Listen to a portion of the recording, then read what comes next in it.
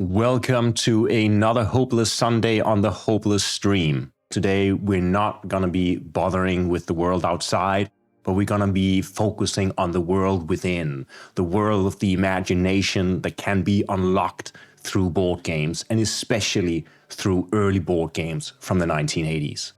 So I have the pleasure today of taking you through a deep dive of the history of the ARES magazine that existed from 1980 to 1984. The ARES magazine was a sci-fi and later also fantasy magazine that was published by SPI, or Simulations Publications Incorporated as the full name is, beginning in 1980.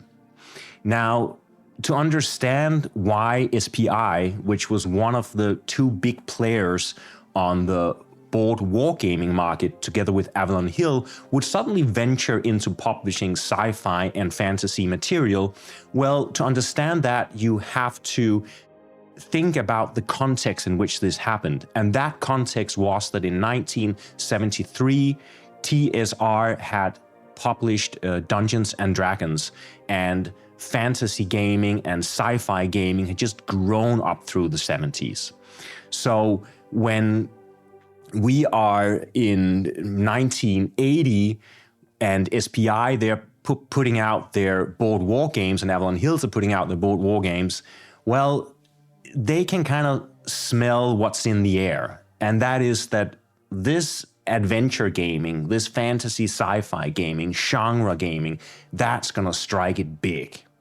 So what they decide is that they want to get on the bandwagon.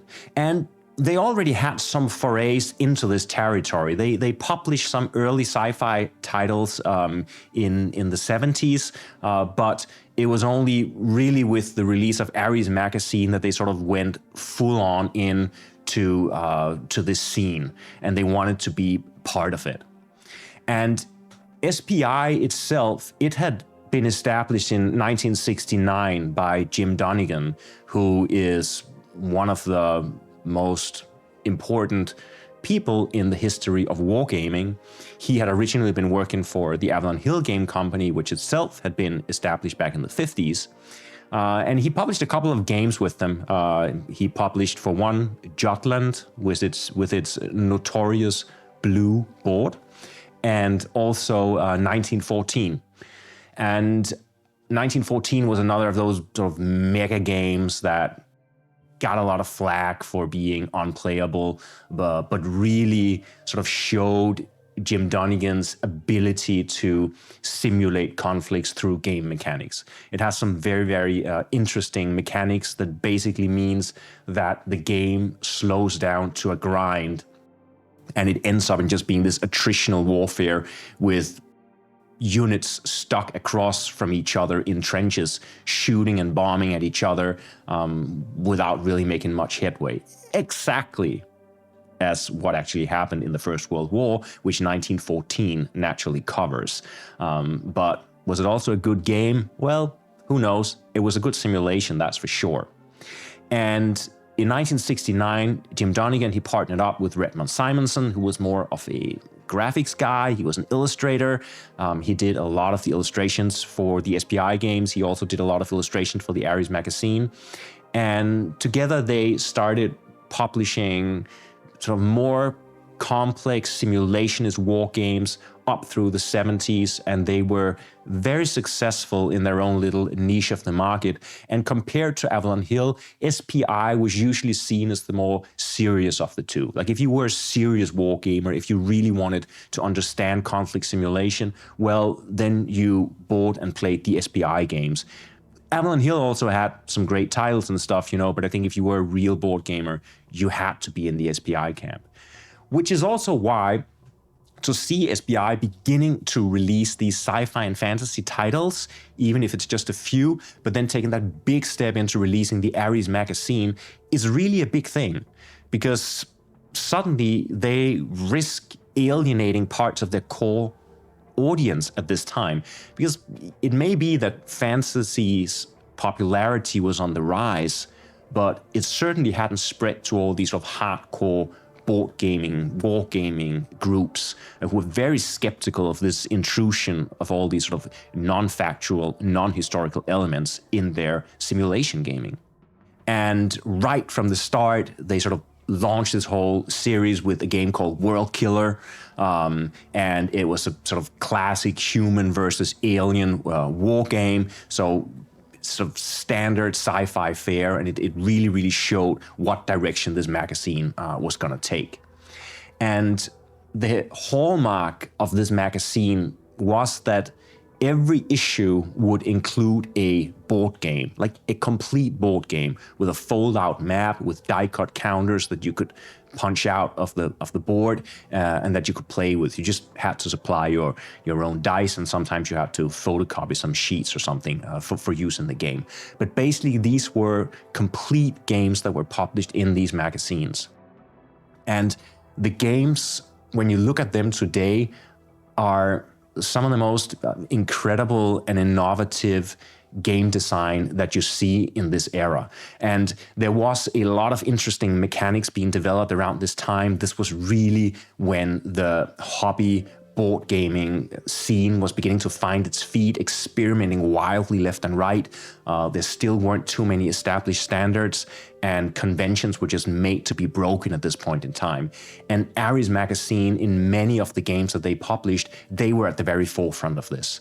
The designers were basically given free rein to do as they please and just experiment the heck out of this new medium. And of course, one of the reasons that they felt so much at liberty to experiment with these games and to try new mechanics, to express new ideas, was that it was all sci-fi and fantasy. They were no longer constrained by exactly which kind of service pistols some specific unit in the German army had during this specific battle in 1942. No, they could just do whatever the heck they wanted. They could invent stuff. They could do magic. They could do spaceships. They could do creatures from outer space. They could do what they wanted. And it really, really shows in these early games. They're basically all of them uncut gems, meaning that if you play them today, you'll probably find faults with them, like things that aren't really smooth, things that are clunky, things that doesn't really work. But I think you have to take a step back and look at the totality of what it is these games are doing. Look at the ambition, look at the experiments, look at how they are just tunneling new ways into the world of game design. They're doing things that no other games had done before. And they're all pushing the boundaries. They're all pioneering new fields of board game design. And this is one of the reasons that I love revisiting these ARES magazine games so very, very much. Now, what happened in 1981 after the first 11 issues of the ARES magazine had been published was that SPI ran into some serious financial difficulties. And there were multiple reasons for this. One reason that I've read about is, for example, that they were selling these really, really cheap games, like promotional games, basically, where you could get a full game for $6. And this was great. Like, they sold tons and tons of copies, these games, which is a good thing. The only bad thing about it was that the calculation was kind of off, meaning that every time SPI sold a game, they actually lost money instead of gaining money. So you can imagine that over time and with sort of increasing sales, suddenly, they started seeing that the more games they were selling, the less money they were actually making, which can become a problem, especially if they become very, very popular. This was just one of many reasons. Another reason that I like to think of as the reason that SPI eventually went down is that they, in a new attempt to really, really ride the wave of not just role-playing games, but also of TV, was that they put out the Dallas television role-playing game. It came out in 1980 and it was a massive flop. It turned out that this weird Venn diagram where you have role players in one circle and you have people who watch the Dallas TV series in the other, they just didn't overlap. Like, role players were not interested in Dallas and people who watched Dallas were not interested in role playing. And they printed 80,000 copies of this game, and I think it was Redmond Simonson one of the co-founders of SPI, who's been quoted for saying that that was 79,999 too many. But when we look at the Dallas role-playing game today, it is actually quite extraordinary. This is a role-playing game which are like miles ahead of the contemporary role-playing game scene, which was the RPGs back then were sort of very rules heavy. They were very simulationalist in their approach. They're also very basic in the sense that it was basically moving through dungeon rooms or corridors and spaceships, encountering monsters, fighting with them, looting treasure or items. It was this whole sort of dungeon crawling formula, which was more or less what a role-playing game was at this point. Things like character development and psychological realism and these things were not present at this point in time. But what Dallas does is that it completely rethinks what a role-playing game is. It is hyper-focused. It focuses on the characters from the TV series, and it also focuses on situations that would happen in the TV series. So it's really structured as playing through different scenes where you take control of the different characters from the series, or also some ancillary characters. And then it is put into a framework where you negotiate through these different scenes. It's also about making deals and bribing and backstabbing and affairs and all these things. So it has this laser-sharp focus, which is something that is really only found much later in the indie RPG scene, where we start having these really focused indie RPGs games that just like look at, so what was the living condition in the Warsaw ghetto during World War II, or what happened during this specific exploration of this specific spaceship. So this idea of role-playing being something that had a complete setting and such a focus setting as the Dallas TV series was completely new. And also the way the game works, that you go through these negotiation phases and you have skills like persuasion and charm, which again are used in ways that it was not used in the other role-playing games, which is more about armor and hit points and weapon skills. There is no fighting in the Dallas game. It's purely about creating these sort of soap operatic incidents where the characters strike odd deals and have affairs behind each other's back. And then everything is set up with a system that allows you to measure whether you're winning or losing the game, which again is, of course, like completely at odds with what role-playing games normally is, because normally we think of role-playing games as games where you cannot win and cannot lose. But in Dallas, you can indeed win or lose the game. So groundbreaking indie RPG published by SPI in 1980, and a complete financial disaster that certainly took its toll on the company and helped drive it completely into the ground. Swordvander says, it's fascinating that we have been playing board games for thousands of years, but it takes some nerds in the 70s a few years to completely reimagine the potential of what board games could be. So perhaps you could say that the last 50 years have been some sort of neo-board game period. Yeah, I think that's absolutely accurate. I think there was this explosion of ideas in the 70s, riding on the back of the introduction of fantasy gaming, basically. A lot of it, as we have talked about in other streams, has to do with Tolkien and his influence in the 70s, and certainly also the coming of popular sci-fi and fantasy novels, the whole psychedelic scene, the youth rebellions, all these changes in society which seem to speak to a new opening of the imagination that allowed something that had been sort of very rule-bound and structured to suddenly just go wild and explode in all sorts of different directions. And we are today sort of living in the aftermath of that explosion. And to some extent, it has died out. because the mainstream is now taking up so much space that it's sort of pushing out these experiments into the sort of the underground niches of the scene. So you really have to know where to look if you want to find these weird uncut gems today. They are still out there, and you can certainly find them, but it's not so obvious anymore. And that is one of the reasons that I think it's super important to go back to these early days of game design to see what are really the shoulders that we stand upon, and also to see all the stuff that fell through the cracks, because there are so many ideas alone in the ARES magazine games that many of these ideas have never been developed further. And modern game designers could easily go to these magazines and just like pick and choose little mechanics and ideas here and there and use them to create innovative games today. Something to be thought about if you are a game designer sitting out there, or a wannabe game designer sitting out there. So what happened then after SPI basically ran out of money was that TSR, their competitors in the fantasy role-playing game scene, which was the company run by Gary Gygax, that put out Dungeons & Dragons back in the 70s, 74.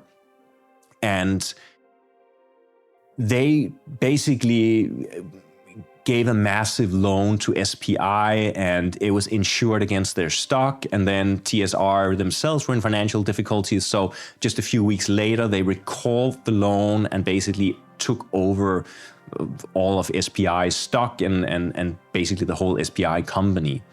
And I think TSR had the idea that by taking over SPI, that was such a big player on the wargaming market, they could somehow use that sort of knowledge, design knowledge that was in the company, these eminent game designers, to sort of their own devices to make their own game. But of course, because this was, a thinly disguised hostile takeover from the side of TSR, they faced a lot of backlash. And most of the designers working in SPI, they just left the company and they went straight over to the opposition, that is to Avalon Hill Games, who then formed a special department called Victory Games, which was actually set up for the SPI game designers. And Victory Games then continued to be the Avalon Hill sort of serious simulations publication branch. And Victory Games put out numerous very well-renowned games up through the 80s, a very, very successful publication unit, and some of the best and strongest simulation games out there in the 80s, they came actually from Victory Games. And TSR was just left with this empty shell of SPI, and it became a liability to them, and eventually also helped bring down TSR itself. But TSR did decide to actually continue the ARES magazine. So from magazine number 12, it is actually TSR that's publishing. And they only put out a single magazine in 1982, and this was a magazine that was already prepared by SPI, so it didn't really have much more than a TSR stamp on it. But then from issue number 13 up to issue number 17, which was the last issue, that was purely put out by TSR. And that was up through 1983 and 1984. And then finally, they ended up discontinuing it. And many people see a sharp decline in the quality of the content when TSR takes over the magazine in 1982. So those last 5 issues are usually not considered sort of the height of ARES games issue. I must say, though, that there is material even in those issues that just blows the mind when you look at it today. We have already played earlier on this stream Nightmare House, for example, which is just, again, one of those games that is so ambitious and groundbreaking that it's hard really to put into words. So with that said, the ARES magazine has this history of producing all these wonderful games, and perhaps the one thing that was lacking in the ARES magazine was basically all the rest of the content, which was kind of not really focused and not really there. They would usually include some fiction sections, and those fiction sections would often be tied to the game that was in the issue, which was really, really cool. So for example, for Return of the Stainless Steel Rat that we also played earlier on the stream, the character developed by the sci-fi author Harry Harrison, they would get Harry Harrison to actually write a short story to put into the magazine together with the game. And of course, those kind of things were super cool. But then the rest of it would have these essays, for example, which were often sort of these very sort of factual essays that seem to show some kind of disdain actually for the content of the game. Like sort of pointing fingers at bad sci-fi and bad fantasy. So they would often be labeled, for example, science for science fiction, was one category they operated with, as if to say, like, you know, that's science fiction bullshit. You know, it's fine if it's proper science in there, but not all that hokey science that people put into their games. That's not cool. And for the fantasy essays, they would have the category of facts for fantasy. Again, like this weird insistence on things having to be sort of factual and true and sort of logical. And we see that over and over in the early days of fantasy gaming, this pushback from especially the wargaming hobby, that these games are not serious, they're not logical, they're simulations, you're just like taken out of nowhere, they don't really come together as convincing games. And this is, of course, looking at it today, like a completely wrong take on the genre, like this insistence on verisimilitude and factual precision in a fantasy game or a sci-fi game just seems completely off today. This is exactly not what these games are trying to do. And there is in Greg Costigian, who was one of the people who were designing for SBI, he put out a game in 1979 called Death Maze, which was a modular dungeon board game. And in this game, there is actually a short essay by Eric Goldberg, who was also one of the designers associated with the SBI and who later formed a company together with Greg Costigian, where he actually writes an essay called, I think, A Hole in the Ground, which basically pokes fun at the idea of dungeons and what are these dungeons that exist underground where all these different species somehow live together and it's full of treasure, and then the humans go down there and kill all these different creatures and loot their gold and take them back to town. Like, what are these weird ecosystems that dungeons are? And that essay is part of this game, and the game itself is a celebration of dungeons and of the of setting the imagination free when you're dungeoneering. And then there is this kind of kind of tongue-in-the-cheek essay, but also a little bit passive-aggressive, poking fun at the genre in the same game, which is interesting to see. And actually, if you look at the very first issue of the ARES magazine, which is something that I can recommend to do. I don't have the magazine, but I have a printout here of parts of it. This is the one with the Worldkiller game in it. There is a section here in this very first edition, which, as you can see here, is called A Galaxy of Games. And what is so fantastic about this is that it's actually a rundown of all the most significant sci-fi and fantasy titles that had been published up until 1980 when this magazine came out. So if you really want to know the lowdown of what was happening in the fantasy and sci-fi gaming world in 1980, you just got to read through this Galaxy of Games, which has these mini reviews of the various games that were published. And I just want to share like a couple of snippets from some of these reviews because it's quite interesting reading today, especially when we look at the legacy of some of the games that are described in here. So, for example, we have Dune, which came out in 1979, and it's one of those board games that just completely changed how you could think board game design. It's a revolutionary design, and it's a game that has been reissued since, and has had a resurgence in later years, and remains popular. I have played it since the 90s, and it's always been a great game to me. But in 1980, they're not so enthused about Dune. They describe it as a game that's intended for the family market, which, maybe a bit of a stretch, because it's a really complex asymmetrical game with economy and individual powers and alliances that have to be formed and broken. It is super super competitive, super aggressive. So I don't really see how they think of this as a family game. But again, we have to remember that the people writing these are hardcore simulationist wargamers. So for them, Dune is probably just light fare. And the final line of the review says, Dune is a nice little game, but nothing special. And oh my God, were they wrong.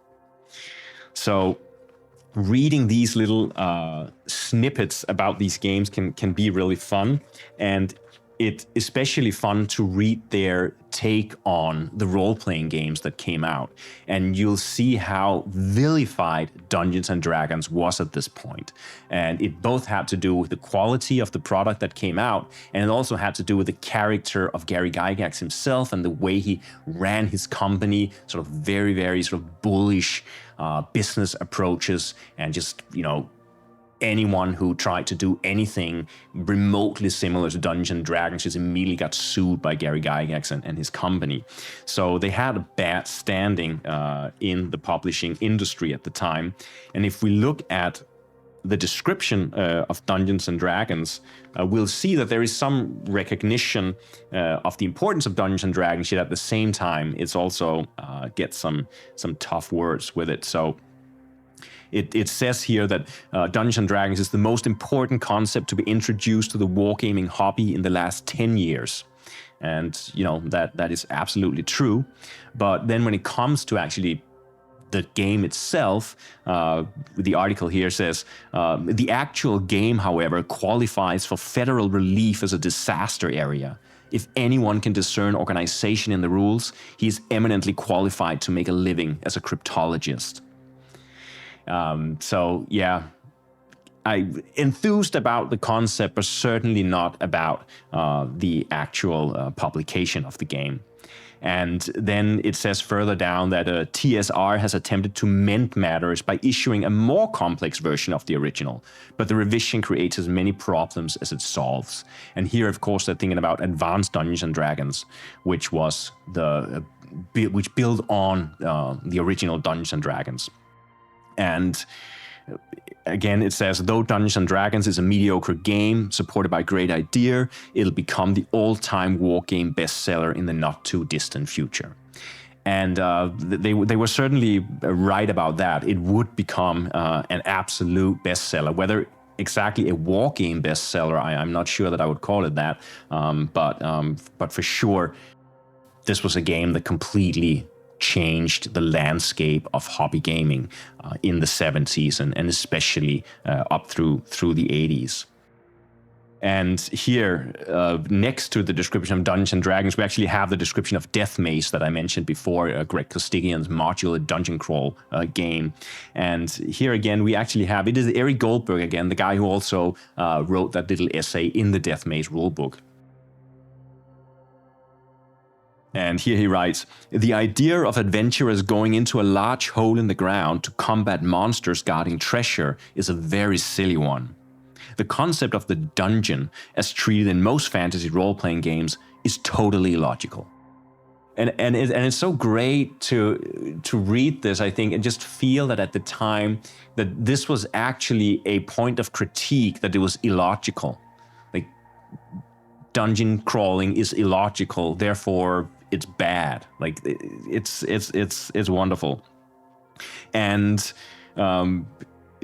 further on he writes, this is not to denigrate Death Maze, which is the game that he's writing about here, which is a good enough small game, but to demonstrate that popularity lends credence to the most ludicrous of premises. So clearly not a fan of dungeon crawling and the whole idea of the dungeon ecology. But I guess he would have to eat his words later on when the popularity of Dungeons & Dragons just exceeded everything else. Another fantasy game that's described here that I want to mention, especially because it's a game that we've been talked about many times here on the Hopeless stream, is of course Magic Realm, which has just come out a year before the first issue of the ARES magazine, where this description is found in. And again here we see a kind of hesitant take on the game.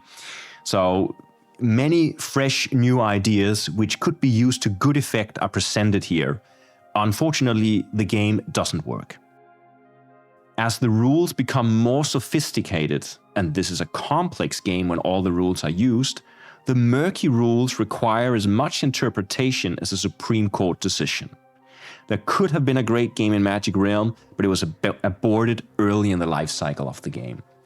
So I think here they're more in line with a take on Magic Realm, which has continued throughout the decade since its release. It has a hardcore cult following, but there's definitely also a lot of people for whom it is just too complex, too convoluted, and not really worth the effort with its hundreds of pages of rule books that you have to read through.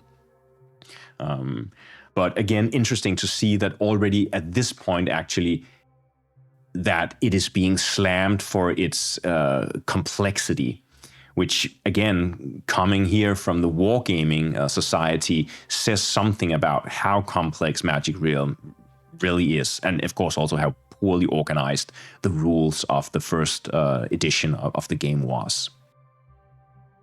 Swordvander says, damn, they didn't mince words in these reviews. No, they're writing them straight up, and often the reviews are actually written by people who are colleagues with the person who designed the game. So they are just brutally laying into each other in these reviews. It's quite wonderful to read. So just a couple of last mentions here. The War of the Ring, which was an SPI fantasy game, actually. It had come out again a little before the ARES magazine game, and it also gets some interesting critique here. It says that two major problems mar this otherwise excellent game. One, the atrocious rules, and two, the player's hindsight. And by the player's hindsight, they mean that the climax of the novel is predicated on Sauron not being aware of the Fellowship's intentions. So here the review is actually criticizing that if you already know the story of the Lord of the Rings, you know, it doesn't make sense that Sauron, he can actually prepare for the encroachment of the Fellowship on his kingdom, because he shouldn't be aware about that. It's only something he finds out later, which is a really, to me, strange critique to level at a game. I mean, these things can of course be abstracted and simulated in game terms if you like to, but here it's just like, nah, you know, the element of surprise is gone, so therefore this game doesn't really work. And then for the first part of this critique, which is that the rules are atrocious, it is said that a reader of the novel will be able to piece together many solutions, which again is this idea that if you know your source material well enough, the rules are actually just meant to simulate something. And if you know the source material, you can just roll along with it, and you can come up with ideas that are true to the simulation of what you're doing. So again, it's not really a question of balancing things or making things fair, but it's a question of trying to create the best reenactment of the Lord of the Rings in a board game. And this is very much how many of the early war games were also played, that the rules were focused on simulation rather than balance, and it was expected that players would make their own micro corrections, or if they came upon a situation that was not covered by the rules, that by, you know, having sufficient background information about a specific Napoleonic battle that you were reenacting, you could use that knowledge to make the decision of how to resolve a certain situation in a game. And then the final line of the review is that the game is not for those who have not read the Ring trilogy, which kind of goes against the other argument that if you already know the trilogy, well, then you cannot probably play the game. But again, you have to have read the trilogy in order to be able to make sort of the right house rule choices as you play the game.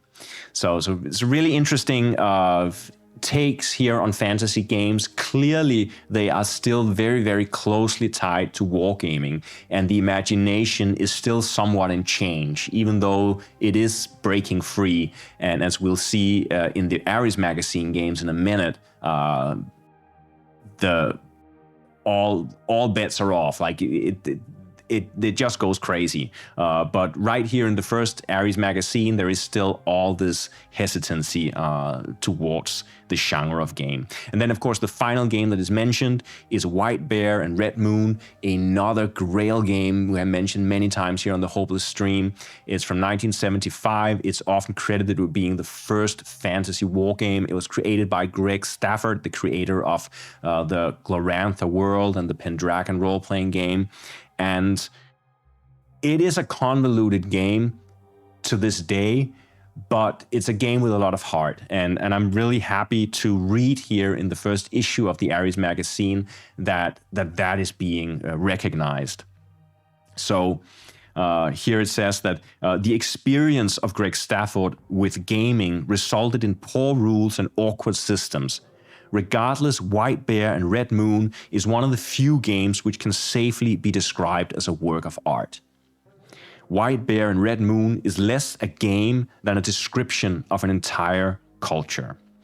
And this is just fantastic and heartwarming, this recognition that Greg Stafford has created a whole world, and that the creation of this world and its expression of it through game mechanics was more important than whether this was a good game or not. This was someone who had a vision, and he had decided to make this world come alive through a game, and he had succeeded at least on the level of a kind of gaming performance art.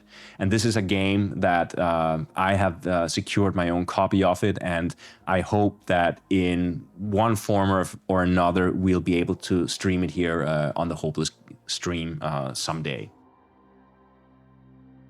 Now, having said all this about the ARES magazines and its contents and its focus on games and the friction between the war gamers and the fantasy gamers, like how they were slowly coming to terms with this idea that fantasy gaming is a thing, we'll have to accept it, we'll have to somehow be able to deal with it, and all this critique about it not being rational or logical or something, it's gonna fall completely flat when you present it to the fantasy gamers, because no one cares about whether going into a hole in the ground and fight monsters and loot treasures is logical, because it's fun and it's exciting, and that's really all that matters when it comes to fantasy gaming, at least at this point in time. So what I want to do now is that I want to just very briefly go through all the different games that were covered by the ARES magazine. So I'm gonna put up a few slides, and then I am just gonna run you through some images of these games and just attach a few words to them. There are different genres of games in the ARES magazine. They have their solo games, they have their two-player games, they have their multiplayer games, and they also have a few game systems which are really more intended as parts of role-playing games. So rules that you can use to resolve conflict situations in role-playing games. And we'll begin with the solo games, which are the games that we have been streaming here on the Hopeless stream. The first game is the Wreck of the BSM Pandora. It is a desperate survival game with lots of random. You're basically on a spaceship, and it's full of all these creatures that you collected from various planets throughout the universe.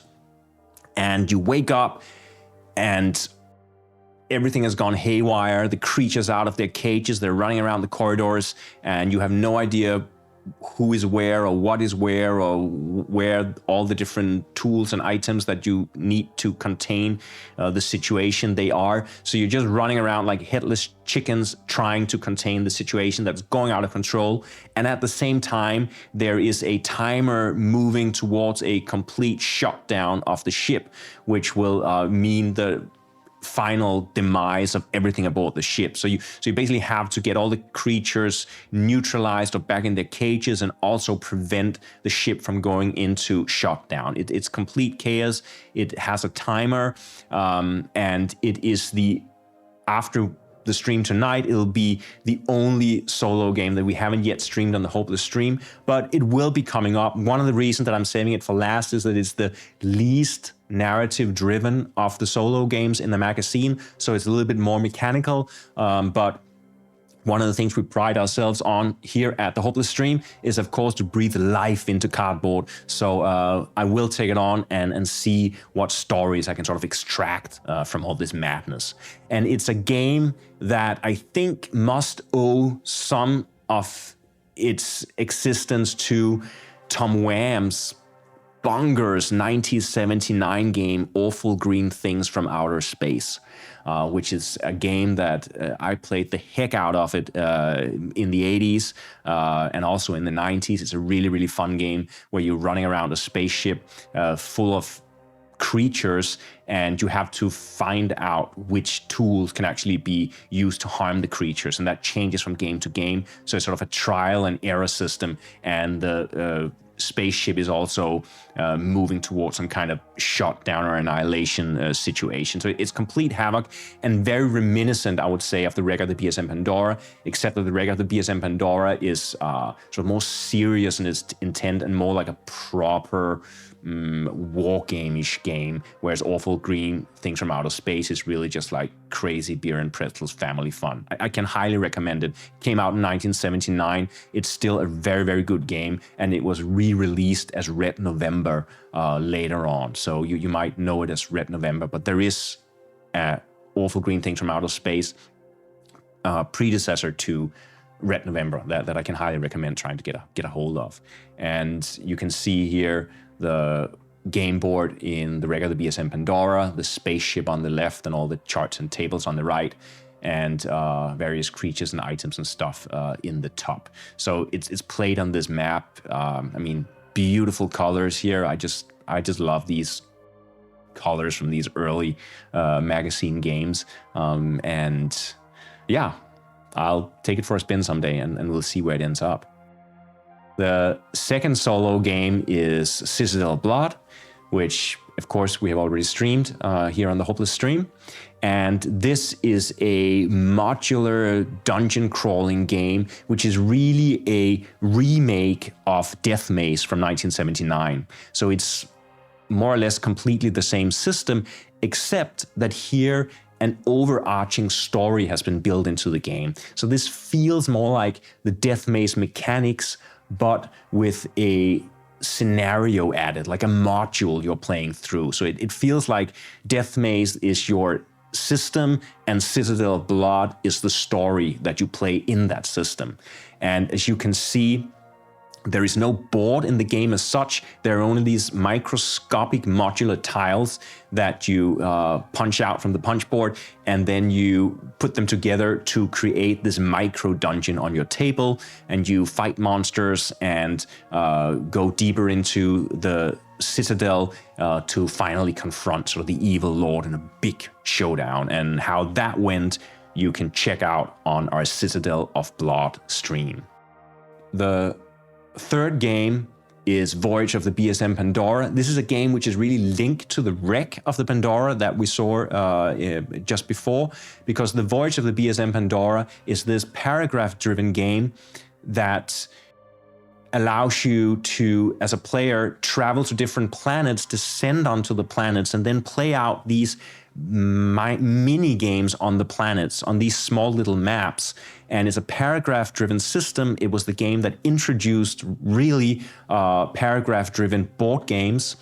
And one of the things that you do in this game is that on the different planets that you go down on, you try to discover other species of life and capture them and take them back to your ship to transport them back to Earth for study. Now, the wreck of the BSM Pandora simulates a situation where the Pandora has picked up all these different species, and then when it is returning to its destination, something happens and all the creatures break out on the ship, and then you play this sort of chaotic situation on the ship. But really, you can say the prequel to that game would be Voyage of the BSM Pandora. We already streamed it here, of course, on the Hopeless stream, and here you can see the map, which shows these sort of mini maps which are used as you descend down on the different planets. So they show different terrains, and as you enter these different hexes, you use a paragraph booklet to find out what actually happens in the different hexes, depending on terrain, depending on planet, and other things. It's a very neat and interesting game, and probably the most successful of all the games released in the ARES magazine, and a game that just became the jumping off point for so many other games. It completely established the genre of paragraph-driven board games, which still continues to this day with great success. There are still titles coming out in this genre every year. And even Voyage of the BSM Pandora is projected to come out from GMT Games later this year under the title Away Team. So if you're interested in this game, either go grab the old copy or try to get hold of the new copy when it comes out. It is highly recommended. Then we have, of course, the Return of the Stainless Steel Rat, which is another paragraph-driven game similar to the Voyage of the BSM Pandora, except here you have a first-person perspective. So you take on the role of a single character or two characters if you're playing together, moving through this space station, and every time you enter the different rooms of the space station, things can happen. You read paragraphs, and what the game adds on top of the paragraphs and the exploration is this tactical combat display that you see in the center of the board, surrounding the main character, and also out to the side surrounding the female character. They each have their own tactical combat board. And on top of that, there is even added a whole sort of detective game where you have to deduce who is actually responsible for trying to shut the station down and take it over. So this is a game which has so many ideas thrown into it, and it's just sheer joy to play it. It's just an explosion of ideas. Does it fully come together as a game? You know, I don't know, and I don't care. It's you play it and you are just instantly inspired when you play this game. It's such a fantastic design. I really love this game. The next game is the Damocles Mission. It is again a modular game similar to Citadel of Blood, meaning that it has all these tiles that you put out on the table to sort of construct this strange artifact that you're moving through.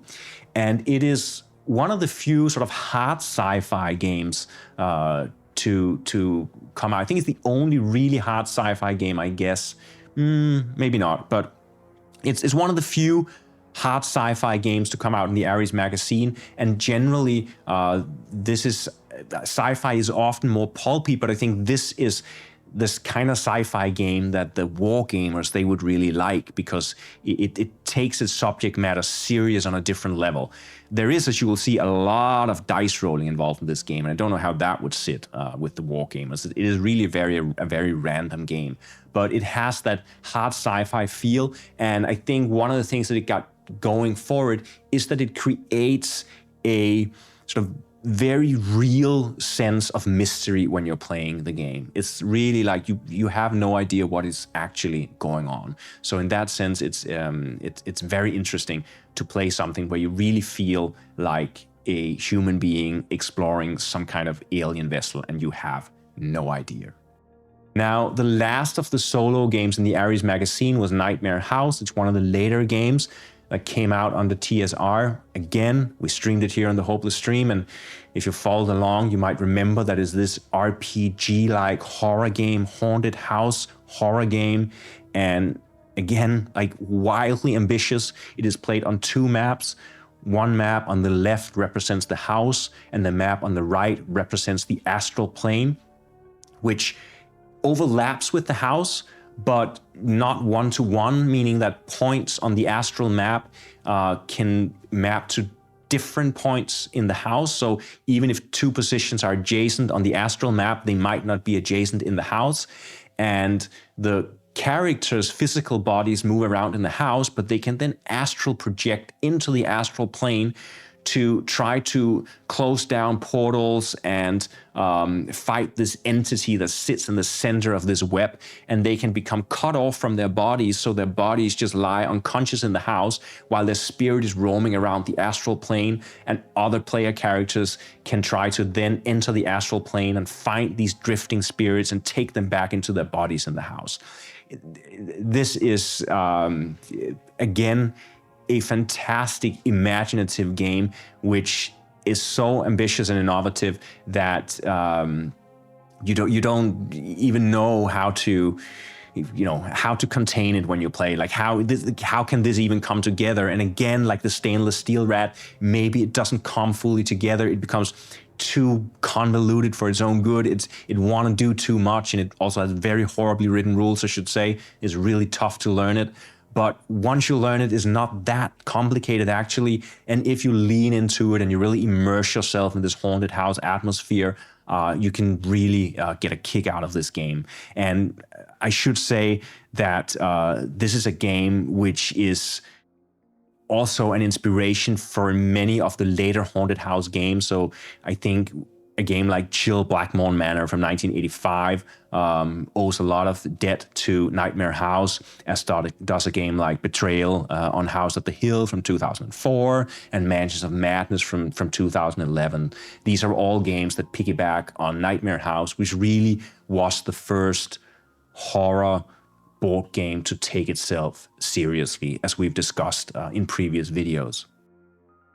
Now, moving on to the 2-player games in the ARES magazine. The first of them was the one that came out in the first issue, Worldkiller, which is this sort of very traditional alien versus man battle. And looking at the map, you can see it's not that inspiring.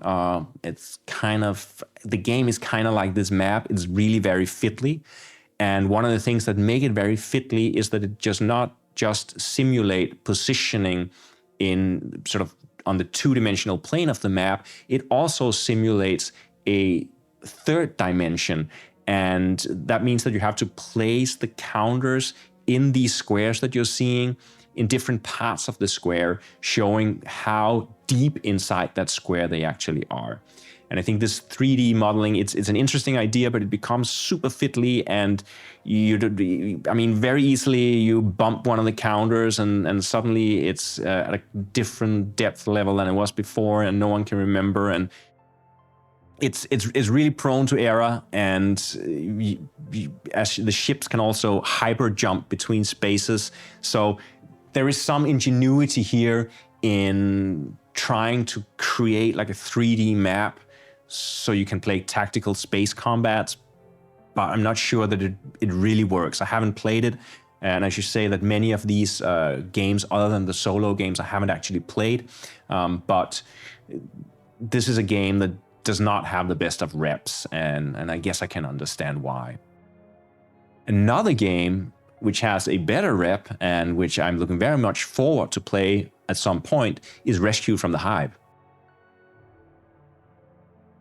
So Rescue from the Hive simulates an operation where a human ambassador and his daughter have been kidnapped by this alien race that's in negotiation with the human race, and is now aboard this alien spaceship.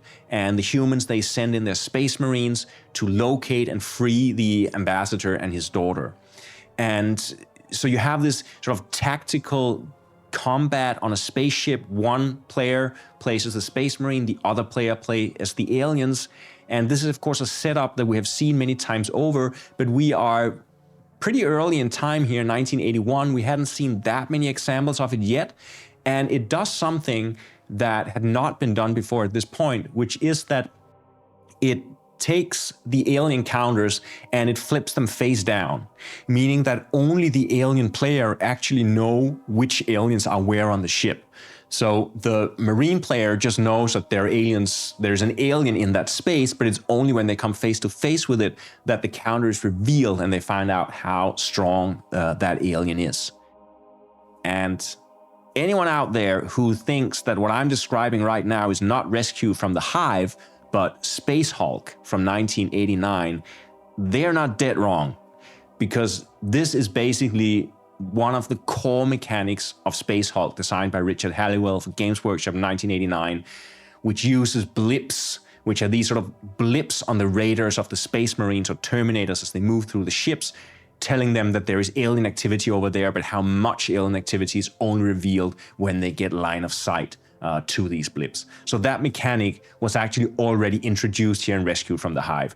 And for that reason alone, I think this is a game that, if you're a lover of Space Hulk, you just have to dig out this game and find out how did it actually treat this situation in game form. So a very interesting game that I look forward to play.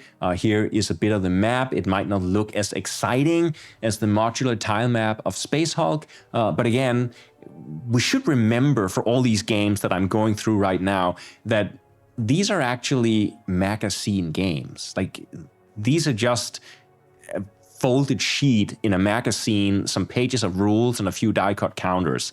So again, the level of ambition here is really, really high for what constitutes a magazine game. Now, another one of the two-player games is Ragnarok, the Twilight of the Gods. And this is a game which, quite uniquely for its time, introduces Norse mythology.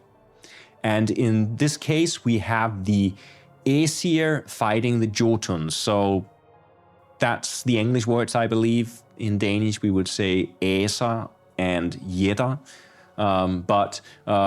Anyway, these sort of divine beings who are fighting out this war in the heaven, and it even includes like the magical rainbow bridge that you can walk over, and also Asgard, the home of the gods.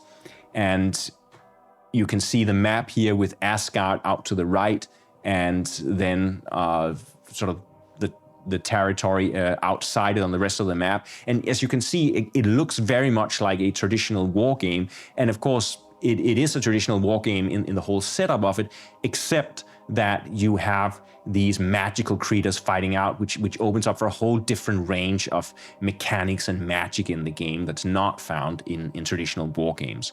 But I think the main contribution of this game is the idea that you can create games that are based on existing mythologies. And that is something that we, of course, see later. Today, we have the series of Matago games, for example, beginning with Cyclades in 2009, which is about Greek mythology. Then they have Kemet from 2012, about Egyptian mythology. And then in 2016, Inish, about Celtic mythology. Inish, of course, which, if you ask me point blank, what's the best game ever created, I would probably just say Inish. It is a fantastic game.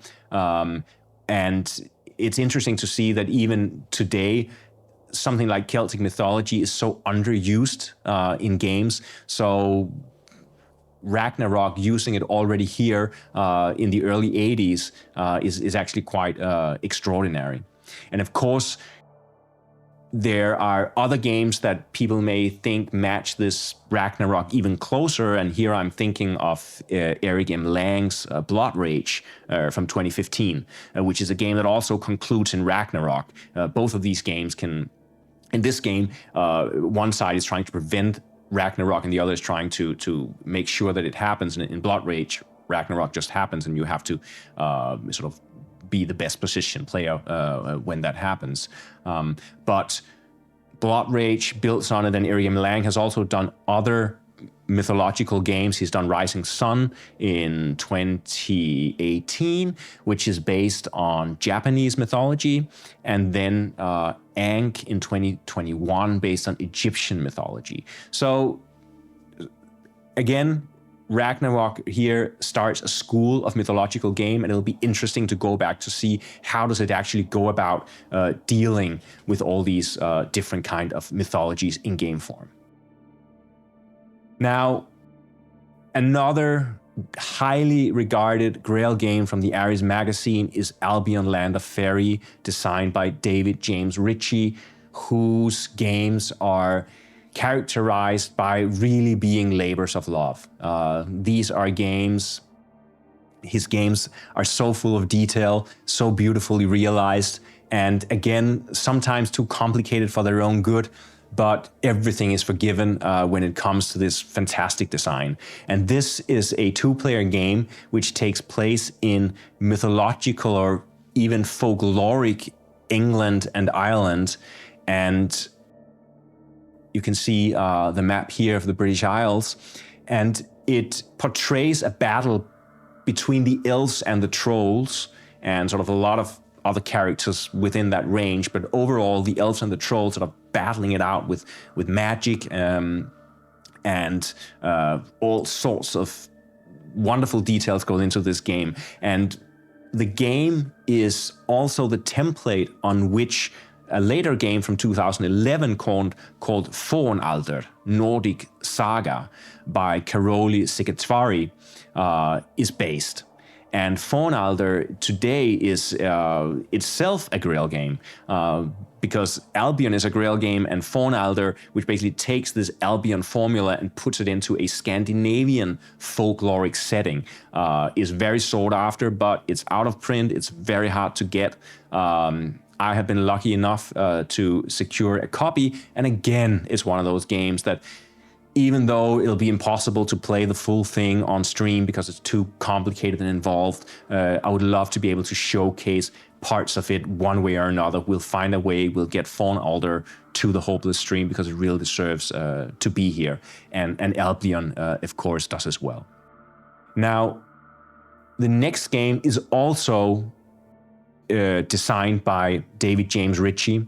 This time it's Omega, or the Omega War, which is a post-apocalyptic fiction which takes place in the United States after everything has gone haywire. And it is a game, again, with a super granular simulation. You can do everything in this game, and it has some very interesting political simulation aspects where, depending on the political status of the game, of the US in relation to other countries, the rules of the game change. So a very in-depth look at what a post-apocalyptic America might look like. And again, it's a game that is crafted with so much love. If you just look at the map here, you know, it's really bright yellow and it kind of screams radiation, but you can just, I think, get a sense here of the level of detail. And I think what I like about designs like Albion and the Omega War is that the detail is not so much about weapon types or tank types or supply lines, or these things may be part of it, but it's more about trying to put a vision of the world that is not based on fact that you look up in books, but that is really growing from inside the human imagination to see how complete a world can I build from my imagination through a game. So anyone who's interested in this sort of field where board games and art, they cross, should look at David James Ritchie's design and just see how beautifully realized his ideas are in these games. Again, like everything else, Uncut Gems is just the label for all these games. So it's not like a pick up and play and you'll have a great evening, but you need to study these things, you need to immerse yourself in them, and they can provide you with really, really strong and wonderful experiences. These are fantastic games.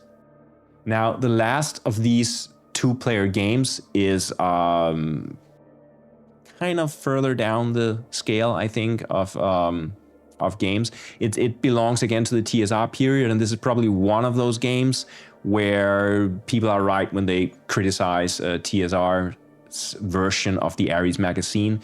This is a science fantasy game, which basically has medieval knights capturing a spaceship which has time traveled to the Earth, and then they take off in the spaceship and go to distant planets where they somehow wage a crusader war. So this is a game that uniquely combines nuclear attacks with religious conversion. It even includes the Holy Grail that for some reason has made its way into space. So this is a bonkers premise, and I'm not gonna go down the Eric Goldberg path and insist on logic and verisimilitude in my fantasy games. But I think for me personally, and that's just me, science fantasy has always been a difficult genre. I don't really get why these things need to be combined. I don't really see what it opens up for. Yeah, it allows the imagination to go crazy, but I'm just not there. Like I cannot be a crusader knight in space and really believe in it. It's too tongue-in-cheek. It is too silly for me, actually. So there are things that are too silly for me, I must say. Here you can see the map, which is also this like really sort of neon bright map of space, and then you jump around between planets as medieval knights and fight aliens. Very curious concept. I haven't looked at this game so deeply, so I am, of course, prepared to be proven wrong. So please let me know in chat or in YouTube comments if you think that this game is the shit. Now, there are 2 multiplayer games published in the ARES magazine. One of them is Barbarian Kings. It's another science fantasy game.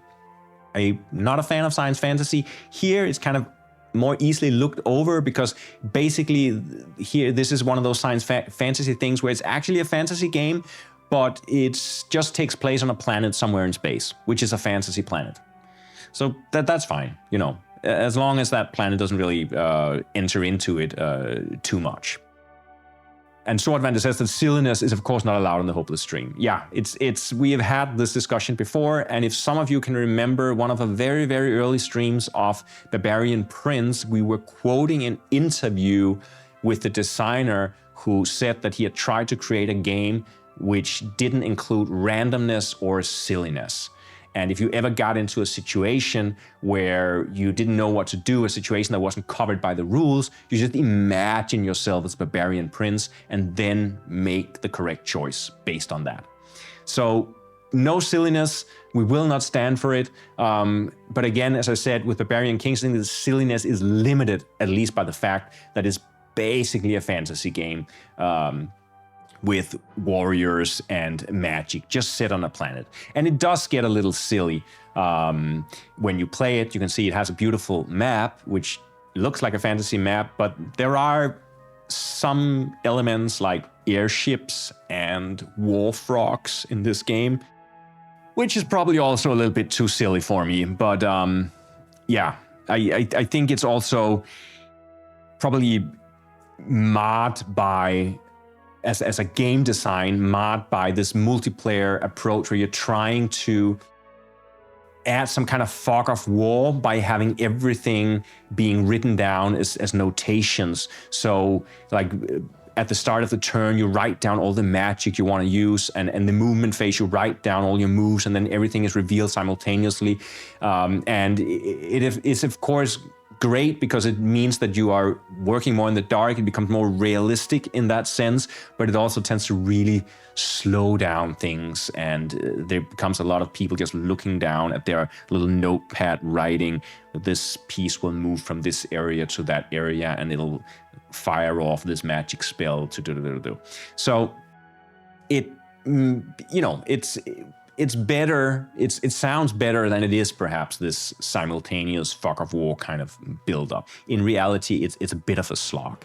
So yeah, but this is a game. This is a Greg Costigian game. It's full of details, like his Swords and Sorcery game that we also talked about before. But always a little bit tongue-in-cheek, and you know, probably not my favorite of the bunch, but a beautiful looking game. And I think something that at least worth looking into, especially how magic is integrated into this game, because there's a lot of magic in the game, and it's really interesting how it is being used to break game conventions.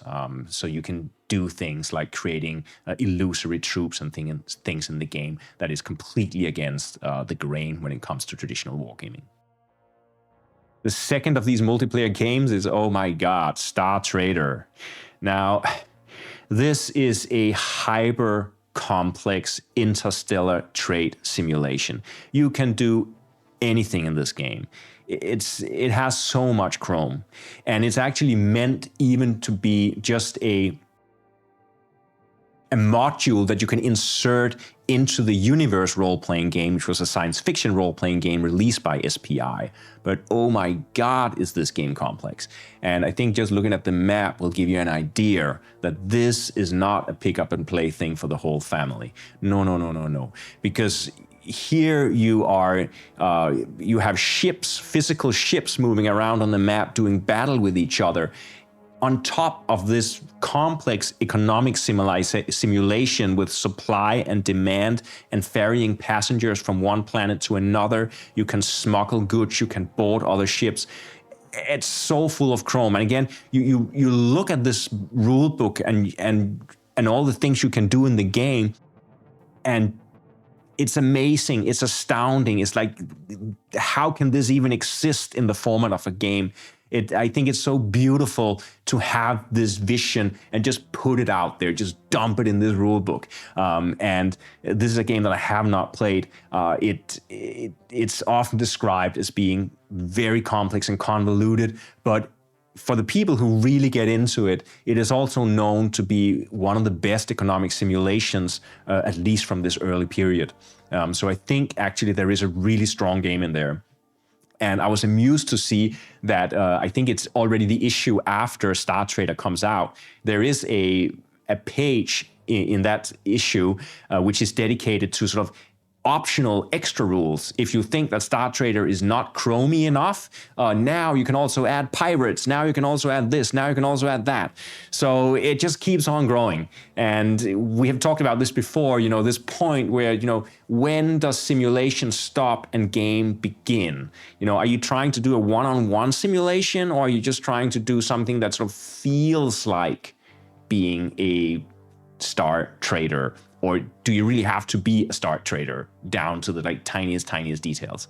So this is something that war gamers and non-war gamers, they can discuss forever and never agree on. I am fascinated by these attempts at these really in-depth simulation games, but I also know they are really hard to play, and often they're more interesting, I think, to study and play around with than to actually play as written, unless you really can find that little core group of people that all share the enthusiasm for just going bonkers and playing the heck out of this complicated interstellar trade game from the early 80s. Now, finally, there are in the ARES magazines these two sort of combat modules. And the first one of them is Arena of Death, which is a combat module for SPI's role-playing game Dragon Quest, which came out in 1980. And that was the year before Universe, the sci-fi game, came out. So they did put out a fantasy role-playing game in 1980, which was, you know, the same year that they put out Dallas, the television role-playing game, which just flopped completely, even though it is actually a fantastic, forward-looking, brilliant indie role-playing game that was just like way too far ahead of its time, but which any role player today should revisit Dallas. Sorry for the digression here, but I just have to say it again. That game is so outrageous, and you can download the PDF of the rulebook for free, and you'll read through it, and it'll blow your mind that such a role-playing game existed in 1980. Now, Dragon Quest is not that. Dragon Quest is a very traditional, early role-playing game, fantasy setting, stats, combat, so on and so forth. Arena of Death is interesting as a self-contained game. It focuses on a special arena where players and non-player characters as well can be sent in to battle it out. And then there is a character generation system, there is an experience point system, and most important of all, there is a pulse action system. And now, pulse action system means that instead of, it basically means that turns are broken down into microsegments where players take turns doing micro actions. So this is something that is a different way to simulate simultaneity. Instead of like writing down secret orders, you just take micro turns alternating. So that gives that sense of almost doing things at the same time. Now, I'm not 100% sure when the pulse system first originated, but this here is from 1980, and it must be a very, very early example, because in 1981, when Mark Herman, the famed board game designer, he put out Storm over Arnhem, and that inaugurated the area impulse system, where you basically have a map that's not divided into hexes, but into areas, and each turn a player can activate a hex, and he can do stuff with all his units in that hex, and then the other player can do the same. So that system only comes out in 1981, and there are a few predecessors. I believe that Car Wars in 1980 from Steve Jackson Games also has a kind of an impulse system where you do micro turns alternating. But before this, all war games were basically the I go, you go formula, where one side moved all his pieces and battled with all his pieces, and then the other side moved all their pieces and battled with all their pieces. And this meant that there was an incredible amount of downtime, because every time it was not your turn, you had to wait for 20 minutes for the other player to finish their moves and their combat and the logistics and their everything. So it took some of the intensity out of the games, and it also meant that it was impossible to react to certain things mid-game, which also made them less realistic, which of course was something that wargamers didn't really like. So when especially Storm over Arnhem introduced the area impulse system, this was something that was jumped on. And now this system has been varied in many, many ways. Today, a very popular system, for example, is the chit pool system, where you have a bag full of chits. And that means that each player has their own chits in the bag, and you pull out a chit, and that chit tells you which movement can, or which unit can now activate and do stuff. So it may be that one player has 3 of their units activate in a go, and then the other player has 1 unit, and then the first player has another unit. So you don't really know the distribution, so it's not alternating one-on-one, but everyone gets to act, but in a completely random sequence. So this formula is something that was developed, but it is actually something that is present, I think, in its core, at least, in the pulse action system of the Arena of Death. So interesting to see such a mechanic in what is really just a role-playing game combat system. And I should also show you the map, but I will not dwell on it because it is not very interesting.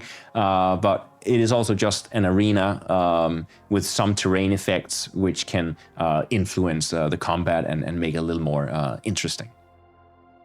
Now, the final game is the second of these combat game systems for an RPG. This time it is a starship battle system for the Universe role-playing game, SPI sci-fi role-playing game, came out in 1981. And here again, we have a sort of relatively simple combat system. You can do tactical combats on a map that, again, doesn't look like a whole lot. It's just a lot of hexes. You move your ships around, and the system is, in some ways, it's simple, but there are also, again, fiddliness in this system, which I think makes it, almost intolerable to play. If you look at that star right there in the center of the game board, you might notice that it has actually 12 different numbers in it. And that actually means that your ship can be positioned in 12 different directions in each square. So trying to keep track of that and then include, hyper jumps and lasers and everything, I think it's a lot. I mean, I think it's this thing with the early role-playing games that they grow out of wargaming, right? And sometimes this wargaming, they just drag it along like a block of concrete tied to their ankles, drag it along the floor. And here with Delta V, like you're playing this exciting universe role-playing game and high intrigue in space, and then suddenly there's a space fleet battle, and you sit down for 4 hours and position little pieces on a board and move them around like in increments to simulate exact positioning in space. It may not be, the most exciting thing to do, but as a standalone game, maybe if you like tactical space combat and you want to see how it was done in great detail, you could try to go back to Delta V and see how they tackle the situation. Swordvander says, I have a notepad more inspiring of this map. I think that is very telling and a very precise comment. So this is the final map I'll leave you with, and then there are just these 3 extra magazines issues that I haven't mentioned because none of these issues have board games in them. 2 of them have role-playing supplements, and the 3rd one has a role-playing module, which was the last magazine to come out, the last issue, ARES magazine number 17, and it had a full role-playing scenario in it. But these were all later developments from when TSR took over and, of course, focused the magazine more towards role-playing and away from board gaming. That was that. A quick, or actually not so quick, looking at the clock, tour of the ARES magazine and all its wonderful contents, and also just, a sort of a great argument, I think, for revisiting these magazines and the games in them and see what it is they do and see how they do it. It is quite an experience. There is so much joy and imagination and innovation hidden within the covers of these wonderfully colorful and glossy magazines.